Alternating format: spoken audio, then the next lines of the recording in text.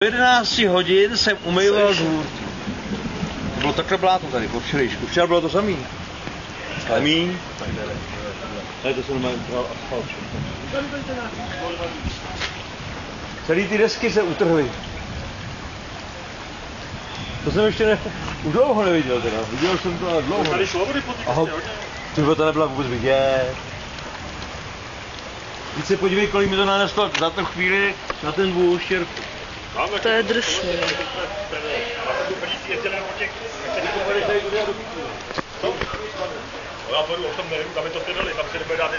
Tam se nedá projet, no.